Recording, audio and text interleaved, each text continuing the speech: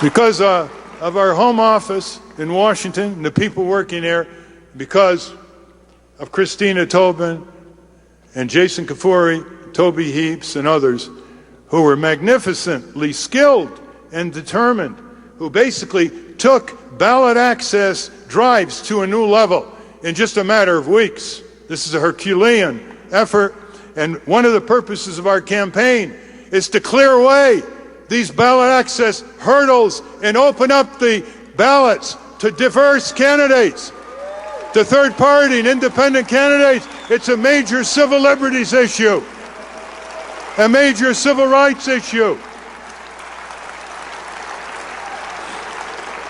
Voter rights aren't worth as much without candidates' rights giving them more choice on the ballot.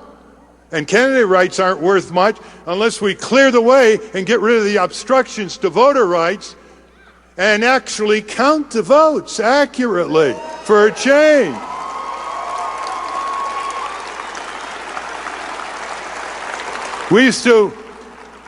Some of us used to hear the Soviet Union would have an election, and they'd say 97% of the people turned out to vote. We'd all laugh. Why? Because there's only one candidate on the line. Well, in most of the districts for the House of Representatives, over 90%, there's essentially only one candidate on the line, either the incumbent Republican, gerrymandered district, or the incumbent Democrat. These two parties don't even want to compete with themselves. They're turning our country into essentially one-party state. And that is not democracy by any measure of even a weak democracy. There's no election without a contest. There's no election without a contest. The contest has at least two competitive candidates. We're left with one, and then the people who do want to run are turned off because, and I've seen this so often, I say to people around the country, you seem like you want to run for office, for city council, for mayor, for state legislature, for governor, for senator. Why aren't you doing it? You're very politically astute, you're motivated, and uniformly they say, well, we really don't want to do it because don't you know that politics is such a dirty game? That really riles me up. Politics in ancient Greece, that word was an antidote to autocracy. It was a wonderful democratic word.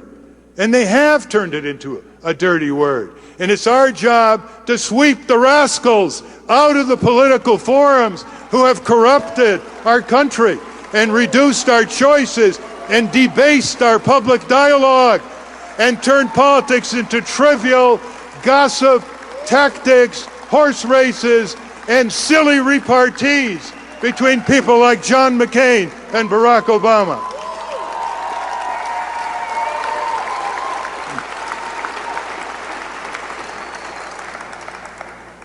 You know what's interesting about the political scene today? Centuries ago and generations ago, if you were a third-party independent candidate and you were dissenter, dissent is the mother of all assent, by the way. Almost everything we like about our country started with a minority decision with the dissenters. 6 women in upstate New York, 1846, started the women's right to vote, the suffrage movement. They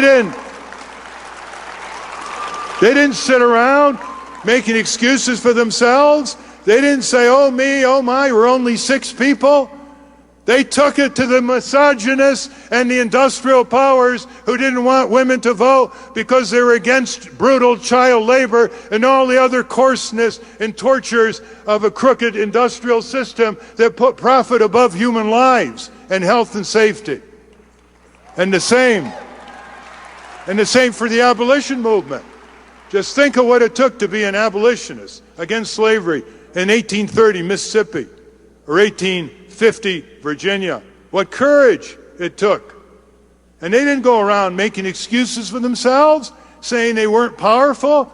They made power.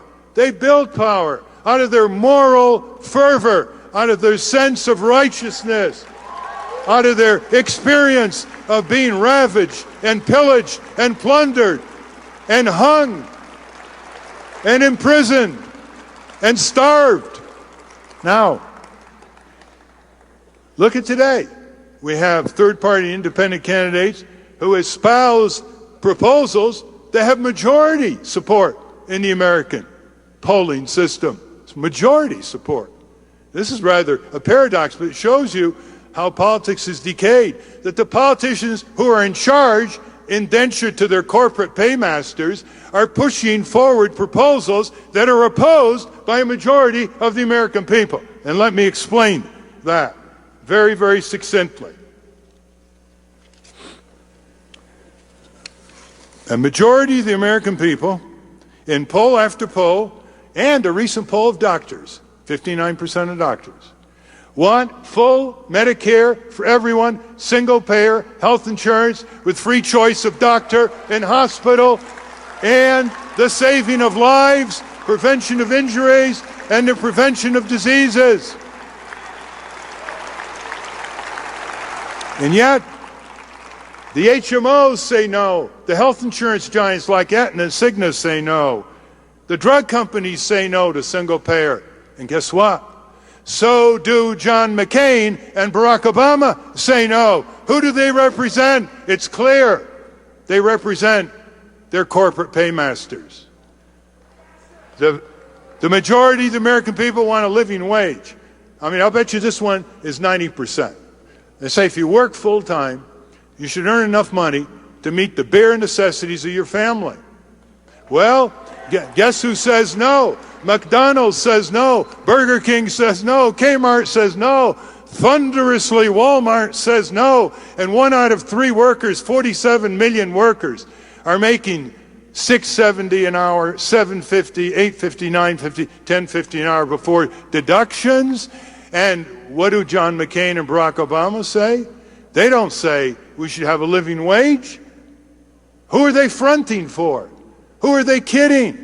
Who are they trying to fool with their flattering of the people as they subservient themselves to the power of corporate lobbyists? You know the difference? People say, well, there are differences between the Democrats and Republicans. I say, yeah, there are. The Democrats are better on Social Security. They don't want to send it to Wall Street, except for Joe Lieberman.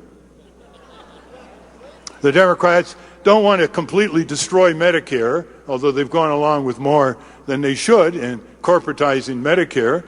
The Democrats are better on civil rights, gay lesbian rights. They're better on some civil liberties, not as much as their forebears would desire. But in the area of corporate domination of our government, of our media, of our elections, corporate domination of almost anything that moves in this country, from organized religion to universities, the commercialization of childhood itself, on all these areas, the principal difference between the Republican and Democratic parties are the velocity with which their knees hit the floor when corporations pound on their door.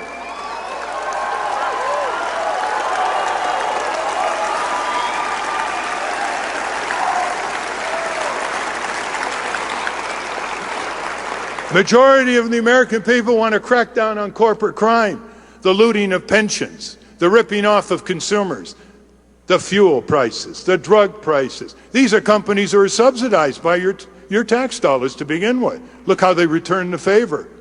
The credit gouging, the gouging of Sallie Mae and the corporate student loan lenders. Well, there are so few prosecutors in the Justice Department, so few investigators, you would be shocked to know the figures. There are about 75 lawyers in the Justice Department in the environmental crimes area. 75 lawyers?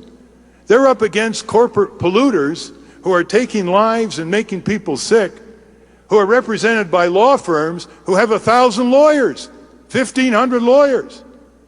It's a charade. We have no law and order for corporate crime, fraud, and abuse, even though the mass media reports it day after day, including the Wall Street Journal and Business Week. We have no law and order program by the Democrat and Republican parties. They don't even talk about corporate crime. Heaven forbid they'd even put those two words together. They might be deemed in complicity. But Nader Gonzalez has a corporate crime program. Look it up on votenader.org.